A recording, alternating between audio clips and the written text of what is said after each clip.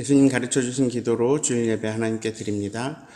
하늘에 계신 우리 아버지여, 이름이 거룩히 여김을 받으시오며 나라가 임하시오며 뜻이 하늘에서 이루어진 것 같이 땅에서도 이루어지이다. 오늘날 우리에게 일용할 양식을 주시옵고 우리가 우리에게 죄 지은 자를 사하여 준 것 같이 우리 죄를 사하여 주시옵고 우리를 시험에 들게 하지 마시옵고 다만 악에서 구하시옵소서. 나라와 권세와 영광이 아버지께 영원히 있사옵나이다. 아멘. 찬송가 370장 1절 2절 찬양합니다. 주 안에 있는 나에게 딴 근심이 있으랴 십자가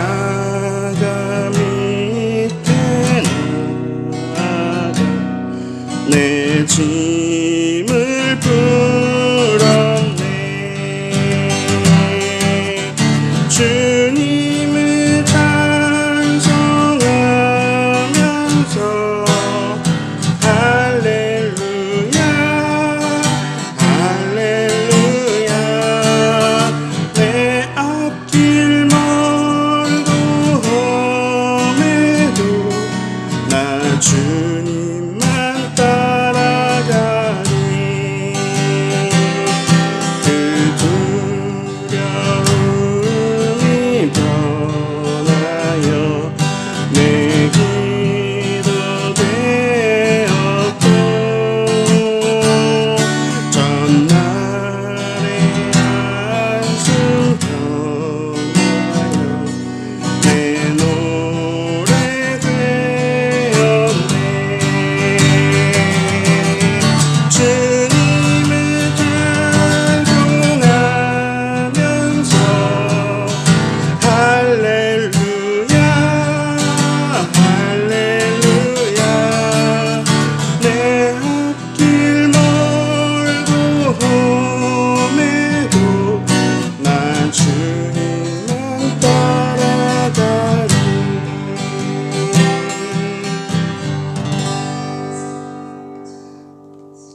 오만섭 장로님 기도해 주시겠습니다. 어린아이를 사랑하신 주님, 5월의 아름다운 햇빛과 따스함을 허락하신 주님, 이 좋은 계절에 주님 앞에 나와 감사와 찬송을 드립니다.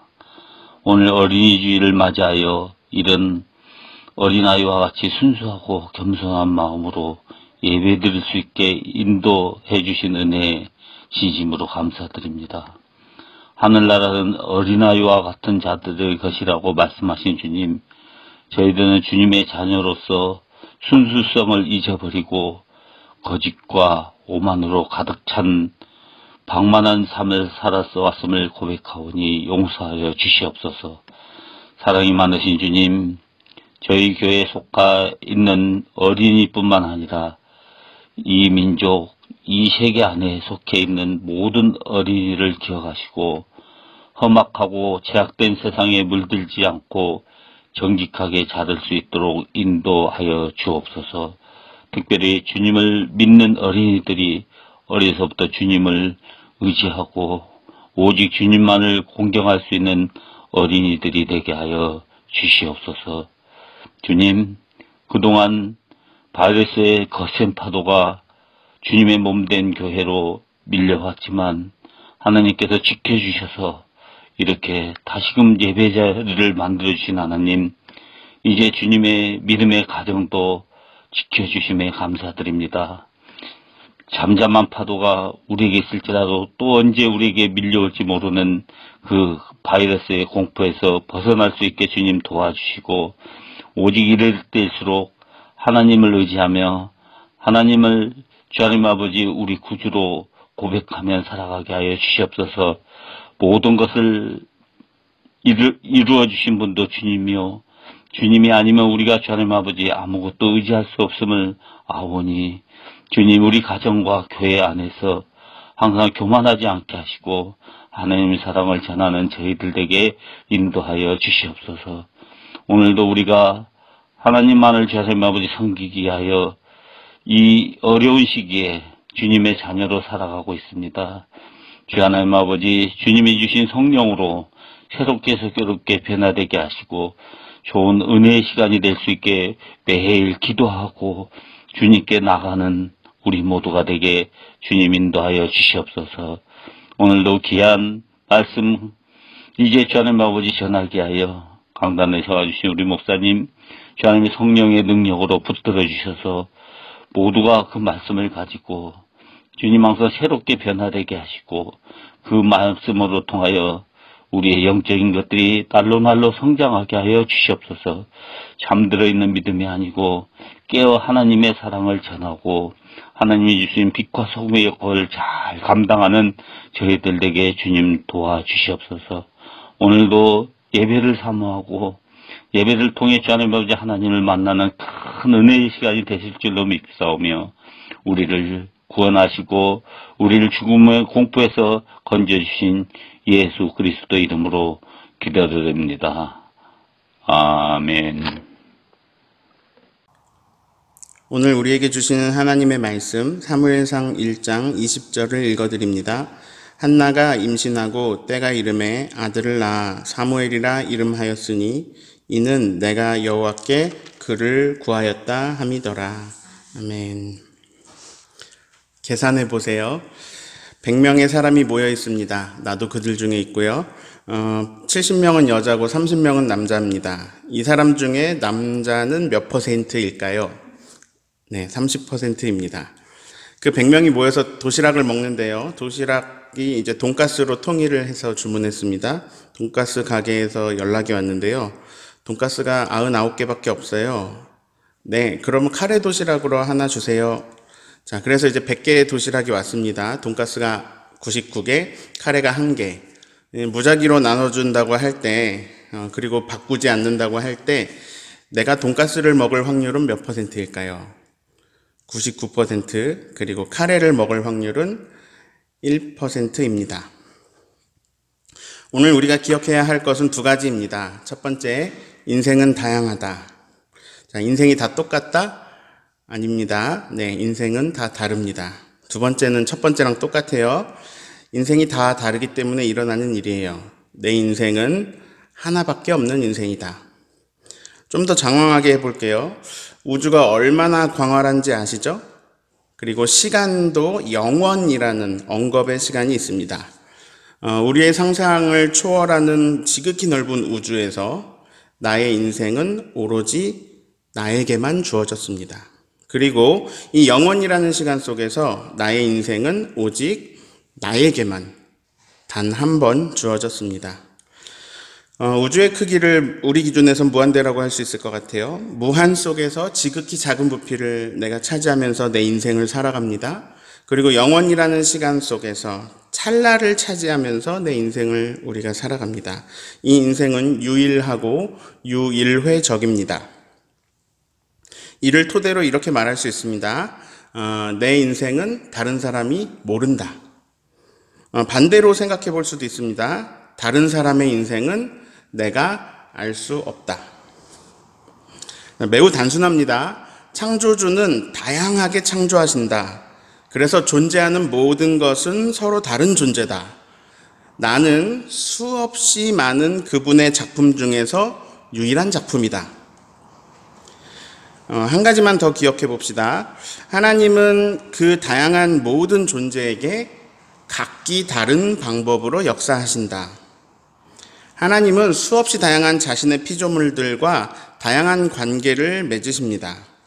하나님은 만유 안에 계시고, 만유 가운데 계시고, 만유 위에 계시고, 만유를 초월해 계시고, 만유와 떨어져 계시고, 만유를 통해서 현존하시고 만유와 상관없이 현존하시기도 하시며 만유와 관계를 맺으시고 만유를 주관하십니다. 그런데 문제는 이 다양하고 복잡한 것을 획일화시키는 데 있습니다. 일반화시키는 거예요. 이런 오류를 성급한 일반화의 오류라고 부릅니다. 지난주에 인생 역전이라는 제목으로 말씀을 전했습니다. 제가 지난주에 이런 말을 했어요. 그대로 읽어볼게요. 오늘의 주제는 기도하면 인생이 바뀐다가 아니에요.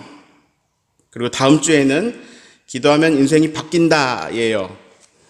뭐야 이 목사님이 이 말했다 저 말했다 말이 바뀌네. 근데 제 설교를 7년째 들으면서 이런 생각이 드실 거예요. 아유 맨날 똑같다.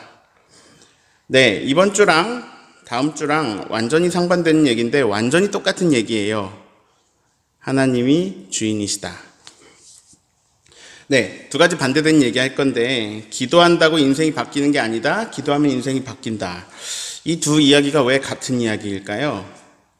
이 두 이야기는 둘 다 이런 이야기거든요. 하나님의 주권에 달려있다. 중요한 포인트를 알려드립니다. 우리가 흔히 하는 실수가 여기 있으니까 꼭 기억합시다. 하나님의 주권에 달린 일을 내 기준으로 일반화시키면 안 된다. 자, 어떤 사람이 무릎을 꿇고 기도를 했어요. 그랬더니 기도대로 응답을 받았어요. 그 다음에도 무릎 꿇고 기도했어요. 그랬더니 기도대로 응답을 받았어요. 그 다음에 무릎을 안 꿇고 기도를 했더니 기도한 대로 되지가 않았어요. 그 다음날 무릎 꿇고 기도했어요. 그랬더니 기도한 대로 응답을 받았어요. 자, 그러면 이 사람은 어떤 생각을 하게 될까요? 어떤 신앙관을 가지게 될까요? 아, 기도는 무릎을 꿇고 해야 되는구나. 경험을 통해 깨달은 거죠. 그러면 이 사람은 다른 사람에게 어떻게 행동하게 될까요? 누가 의자에 앉아가지고 막 간절히 기도하고 있어요. 이 사람이 다가가서 정말 안타까운 마음으로 말합니다. 아, 이렇게 해봤자 다 소용이 없어요. 기도는 무릎 꿇고 해야 돼요. 안 그러면 하나님 기뻐하지 않으세요. 귀를 닫으시는 것 같아요. 자, 문제는 여기 있습니다. 하나님이 역사하시는 방법은 다양합니다. 각 존재에 맞게, 각 상황에 맞게 그 존재와 그 관계에 따라 다양하게, 근데 그 기준은 우리에게 있는 게 아니라 하나님께 있습니다. 내가 내 경험으로 일반화시킬 수 없는 거죠. 나는 무릎 꿇고 기도했을 때 그분을 느꼈는데 어떤 사람은 수영하다가 그분의 임재 가운데 들어갑니다.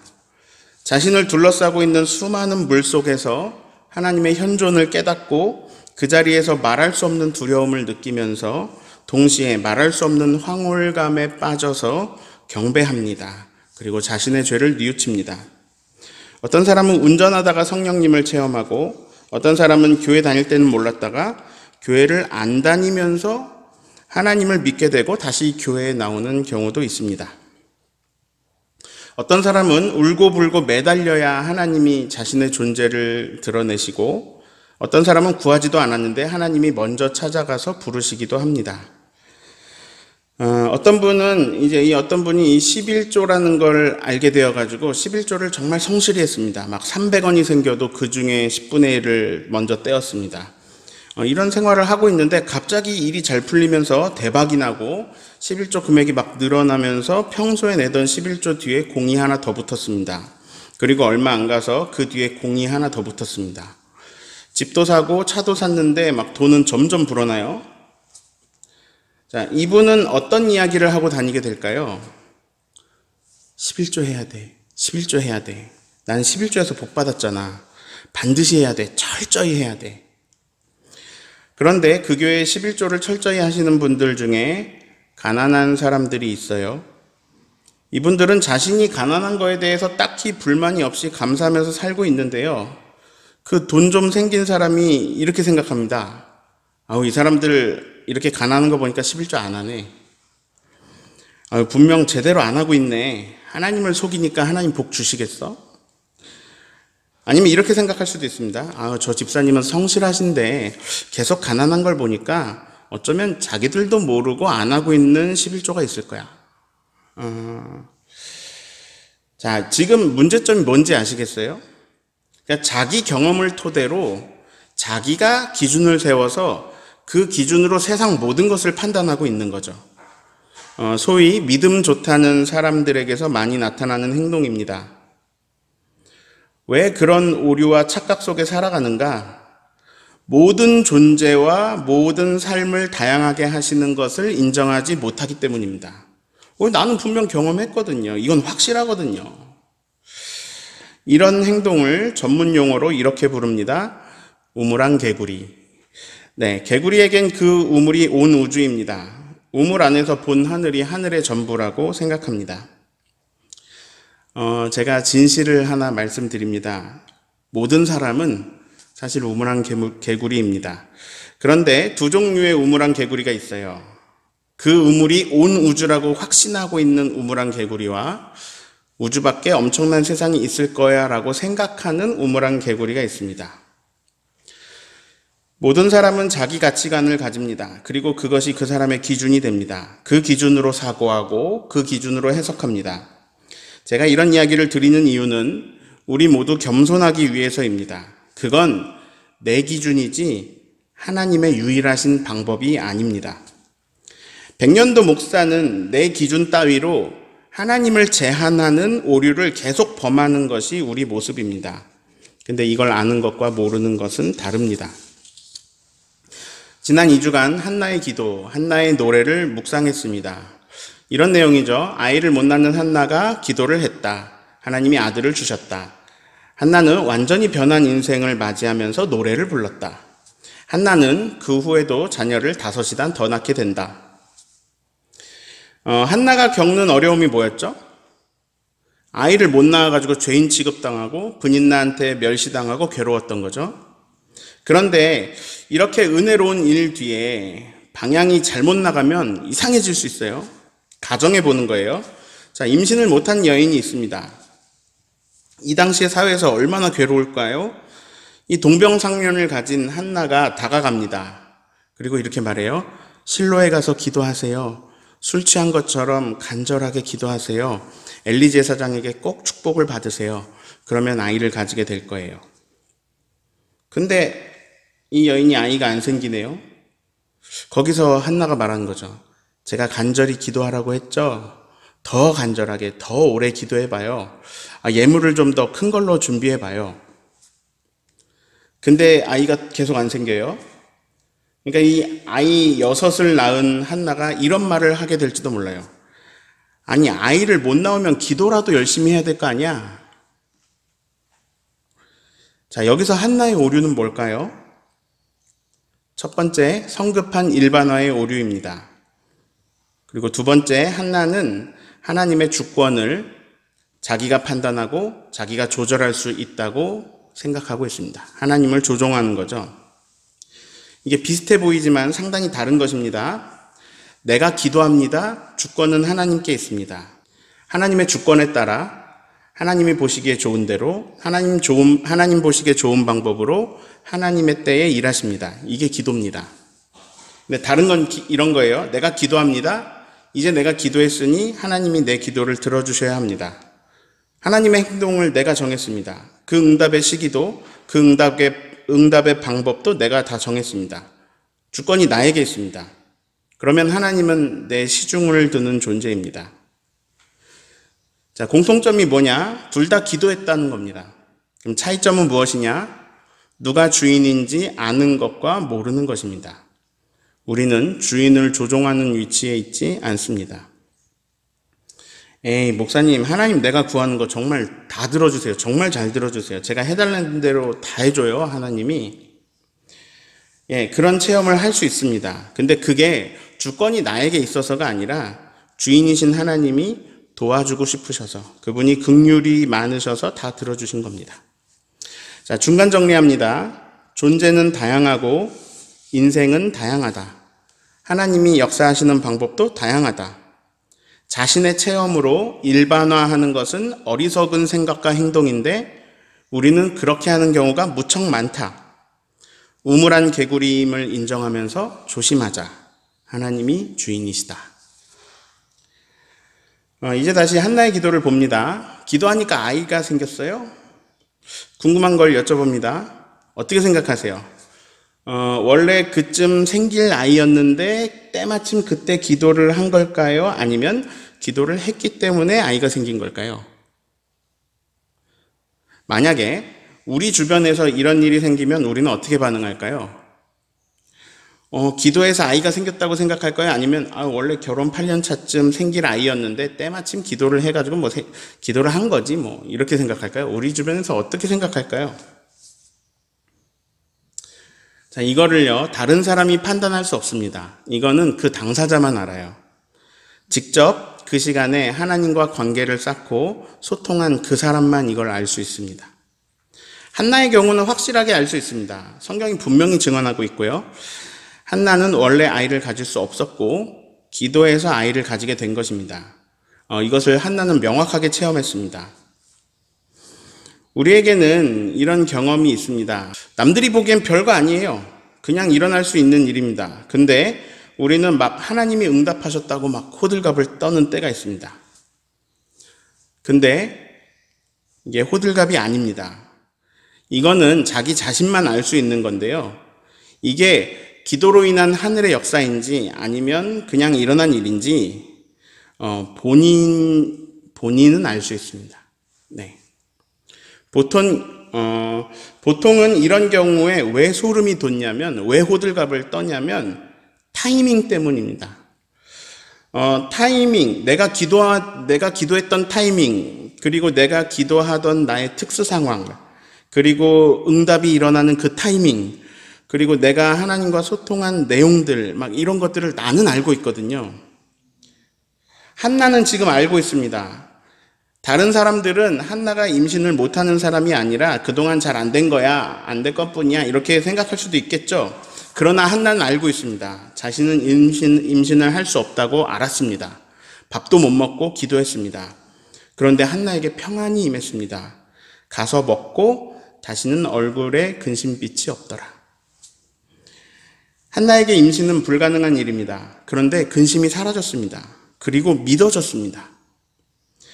그러다가 실제로 임신을 했습니다. 한나는 이게 하나님의 역사라는 걸 알까요? 모를까요? 다른 사람은 몰라도 한나는 압니다. 기도 응답받았다고 좋아하는 사람이 있습니다. 그런데 뭐 보니까 기도 안 했어도 일어날 만한 일들이에요. 하나님이 자기 기도 들어주셔서 이렇게 된 거라고 착각하나? 다른 사람 보기엔 그럴 수 있어요. 자기가 기도해서 됐다고 착각하나? 그런데 당사자는 알아요. 하나님과 나눈 교감을 알고 그 치밀한 타이밍을 통해서 나와 함께 하시고 내 이야기에 귀 기울여 들어주신 하나님으로 인해 벅차오릅니다. 한나 이야기는 불임 이야기니까 불임으로 계속 이야기합니다. 지금 시대에도 불임은 많습니다. 결혼 후에 10년 동안 아이를 못 가진 가정이 있어요. 목사님에게 기도 좀 해달래요. 근데 이미 기도해 준 목사님이 한 30명은 되는 것 같아요. 이 가정을 위해서 기도하면 아이가 생기겠습니까? 자, 방금 이 질문은 중요합니다. 불임 가정을 위해서 기도한다고 임신하겠습니까? 그런 일이 일어날 확률이 몇 %나 될까요? 0.1% 될까요? 그들이 오랫동안 기도했는데 안 일어난 일이 목회자가 기도한다고 아니 또 다른 사람이 기도한다고 일어날까요? 이런 걸 기대하는 건 성숙하지 못한 신앙 아닌가요? 제 생각을 알려드릴게요. 제 입장을. 모른다. 왜 모르냐? 주권이 하나님께 있기 때문입니다. 그리고 나는 하나님의 계획을 모르기 때문에 모릅니다. 99.9% 안 되는 일이라면 안 되는 걸까요? 네, 안 될 확률이 높은 것 같아요. 사례를 보면 하나님은 자신이 정하신 질서를 막 무너뜨리면서 초자연적인 일을 일으키시는 것 같지는 않아 보여요. 대체로는 자신이 정하신 질서 안에서 뜻을 이루시는 것 같아요. 그러나 그 자연 질서가 하나님을 제한하지는 못해요. 주권은 하나님께 있습니다. 그래서 그런 확률 낮은 일은 일어날 수 있습니다. 자, 도시락이 100개인데 돈가스가 99개고 카레가 1개예요. 그럼 내가 카레를 먹을 확률은 1%죠.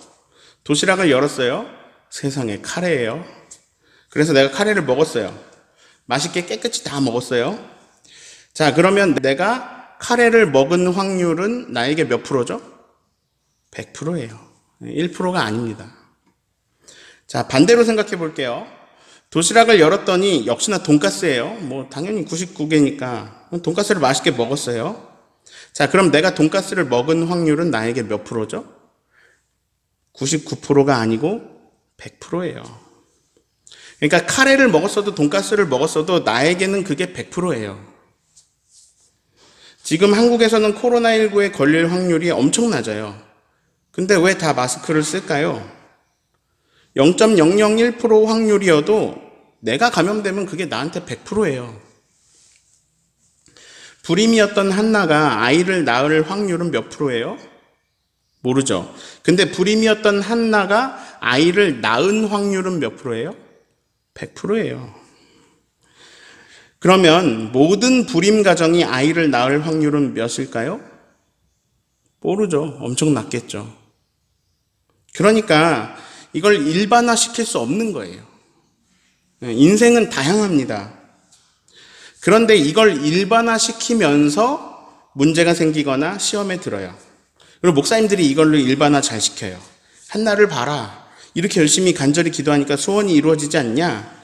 그러니 간절히 기도해라. 열심히 기도해라. 그럼 이루어진다. 성도님들이 그 이야기 듣고 성실하게 막 기도해요. 금식을 하기도 하고 40일을 채우면서 기도하기도 해요. 진짜 막 최선을 다했는데 그게 안 됐어요. 그런 경험들이 있으실걸요? 목사님이 기도 막 하라 그래가지고 기도했는데 잘 안 됐어요. 뭐 기도 응답 받았다는 사람도 있는데 나는 아니에요. 그러면 막 별 생각이 다 듭니다. 하나님은 없어부터 시작해요. 아니면 하나님은 나는 쳐다보지도 않으셔. 아니면 당연히 이런 생각이 듭니다. 성경 이거 뻥이네. 그냥 이거 옛날에나 있었던 일이네. 저는 오늘 뭐라고 할 것 같으세요? 저도 똑같이 말할 거예요. 간절히 기도하십시오. 하나님께 당신의 마음을 있는 그대로 쏟아 놓으십시오. 근데 전 그 뒤를 다르게 말할 거예요. 성경이 증명하고 있다. 간절히 기도하면 소원이 이루어진다. 라고 안 할 거예요. 이렇게 권면할 거예요. 간절히 기도하고 주인의 주권을 기다리세요. 확률이 낮다고 포기하지 마세요. 주인이 허락하시면 그 일은 당신에게 100%가 됩니다. 목회를 하면서 가장 어려울 때가 암 환자를 만날 때예요. 그것도 많이 진행된 암 환자. 저에게는 경험치의 데이터가 있습니다. 우리 가족 중에서 4분이 암으로 돌아가셨습니다. 제가 만난 말기 암 환자는, 교회에서 만난 말기 암 환자는 다 돌아가셨습니다. 저는 말기 암 환자 가족에게 저의 경험담을 말해줍니다. 우리 어머니가 암 말기로 고생하실 때 다 좋은 말을 해주는데 저를 아껴주시는 형님이 이런 말을 했습니다. 어머니의 남은 삶의 질이 중요하다. 그리고 너에게도 그 남은 시간을 어떻게 함께 하느냐가 중요하다. 많은 사람들이 좋아지실 거라고 말해 주었습니다. 근데 어머니는 나빠지셨습니다. 저는 기도했습니다. 간절히 기도했습니다. 심지어 금식도 했습니다. 고쳐달라고 끊임없이 기도했습니다. 주인은 제 뜻대로 안 해주셨습니다. 어머니를 불러가셨습니다. 정말 많은 사람이 기도해 주셨는데, 그리고 나도 성실하게 기도했는데 그 기도가 다 물거품이 되어버렸습니다. 내가 원하는 것, 내가 원했던 것을 기준으로 보면요. 그런데 그 기도는 물거품이 된 게 아니었습니다. 어머니가 임종하시던 그 시간에 주인은 그 주권으로 제게 생명을 보이십니다. 의사가 사망 선고를 하는데 움직이지 않는 어머니에게서 생명이 느껴집니다. 그리고 저는 하나님의 사랑과 권능을 봅니다. 어머니의 존재가 사라진 게 아니라 어머니가 이사를 가셨는데요. 너무 좋아하세요. 몸이 다 망가졌거든요. 진통제를 온몸에 붙이고 투여하고 해도 너무 아프고 고통스러웠는데 엄청 좋은 차원에서 건강한 몸으로 현존하는 어머니의 생명을 그 찰나의 순간에 제가 깨닫습니다. 저는 부활을 믿어야 하기 때문에 믿는 게 아닙니다. 그냥 알게 되었습니다. 부활합니다. 그리고 우리는 새 생명을 얻습니다. 이상한 생각이 들었어요. 너무 좋다는 걸 알게 되니까 이상해요. 이상한 생각이 들었어요. 아빠는 왜 안 부르셨어요? 힘들어 하실 건데. 다행히 그거는 주인이 진행하시는 일이 아니었습니다. 아버지는 새어머니를 만나게 되었고, 새어머니의 아들딸이 제 동생이 되었고, 저는 그 엄마와 제 동생들로 인해서 너무 행복합니다. 그리고 제 여동생은 제가 제일 좋아하는 친구와 결혼을 했고요. 배지용 목사님 보셨을 텐데요. 그 사이에서 제 조카 둘이 태어나서 온 집안에 기쁨을 주고 있습니다. 저는 암환자 가족에게 2가지 이야기를 다 드립니다. 남은 시간이 참 소중합니다. 후회 없는 좋은 시간으로 채워가세요. 그리고 저는 진심으로 회복을 위해서 기도할 겁니다. 포기하지 마세요. 저도 포기하지 않습니다. 회복을 위해 기도하세요. 하나님은 제한이 없으세요. 어떻게 하실지 알 수 없지만 회복을 간구하세요. 암 환자가 99% 회복을 못하더라도 이분이 회복하시면 그건 이 가정의 100%의 일입니다. 저는 아직은 못 봤는데 말기 암 환자가 회복되는 역사도 보고 싶습니다. 다른 교회에서는 또 일어나기도 한 일입니다. 근데 이게 제가 보고 싶다고 보는 게 아니고 그분의 주권에 달려있는 일인데요. 그래서 사실 기대할 수도 있는 일입니다. 실제로 제가 중환자실에서 매일 안수기도 해드린 그 폐혈증 환자분은 장례식장과 화장터를 가족들이 다 예약해 놓은 분이었습니다. 그분이 회복될 확률은 의학적으로 현저히 적었지만 그분의 회복은 100%였습니다. 제가 오늘은 아멘만 하면 되는 말씀으로 전한다고 했죠. 다른 사람의 삶과 비교하지 마세요. 여러분의 인생은 고유하고 고귀합니다. 다른 사람의 인생도 더없이 소중하고 당신의 인생도 더없이 소중합니다.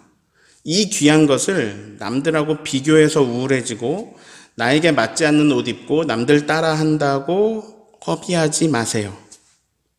지으심을 받은 그대로 사시고 주인이 열어주시는 길을 걸으세요. 권면합니다.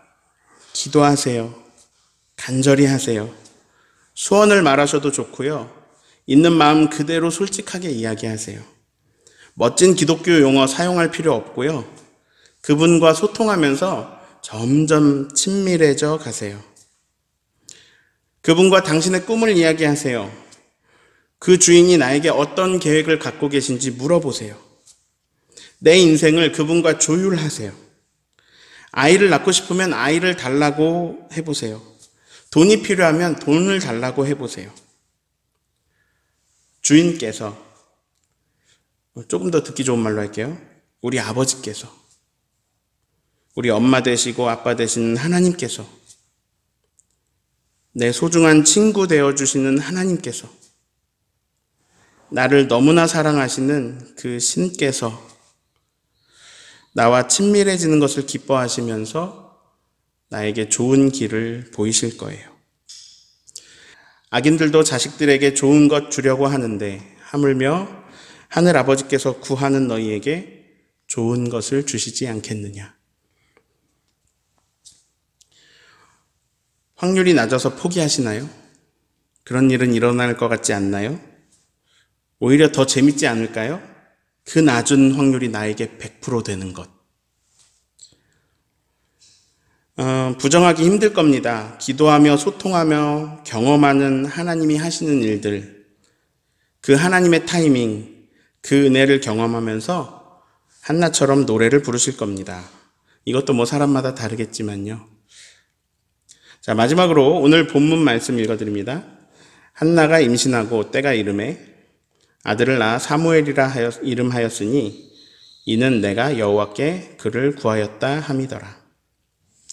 자, 한나가 임신합니다. 한나에게 100%의 일이 일어났네요. 아들을 낳았습니다. 이름을 지었는데요. 사무엘입니다. 그 이름의 뜻은 오늘 설교 제목인데요. 내가 여호와께 그를 구하였다.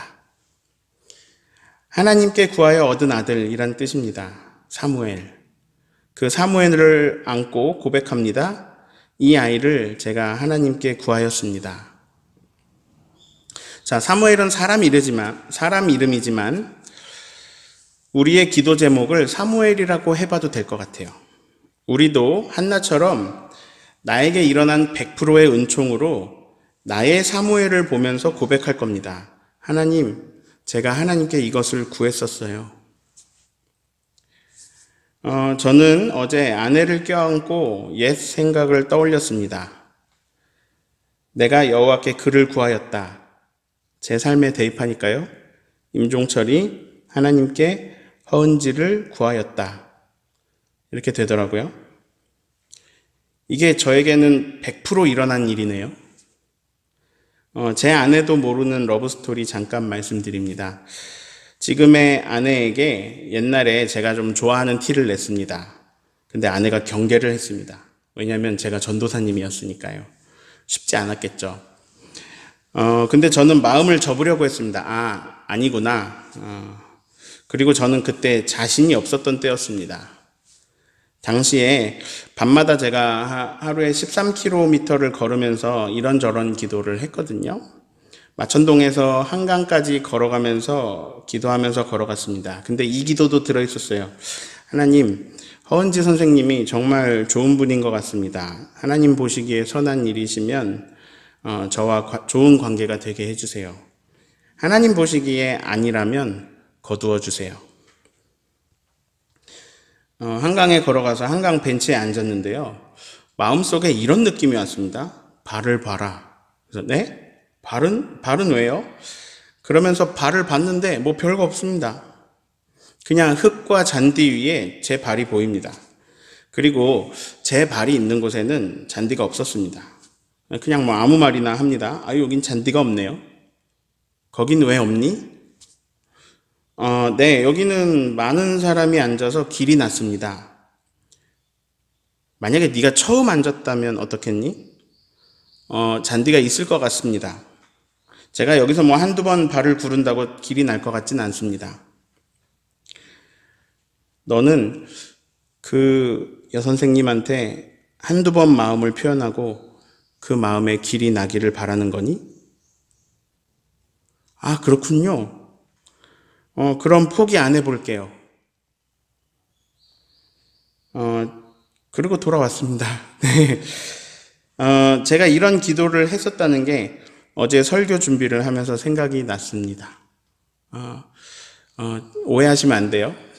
상대가 싫어하는데 계속 들이대라는 얘기가 아닙니다. 네, 그건 스토킹이에요. 네.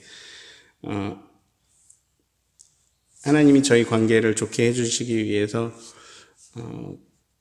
저와 나눈 마음이었습니다. 그리고 어제 저는 저의 사무엘인 아내를 껴안고 성경 속의 한나처럼 속으로 말해보았습니다. 임종철이 하나님께 허은지를 구하였다. 여러분은 여러분의 사무엘을 보면서 같은 고백을 할 것입니다. 기도하는데 돈 안 듭니다. 손해보는 거 없어요. 네. 그리고 여러분의 인생에만 나타나는 100%의 일을 보실 것입니다. 하나님께 구한 각자의 사무엘로 기뻐하는 인생 되시기를 예수님의 이름으로 축원합니다.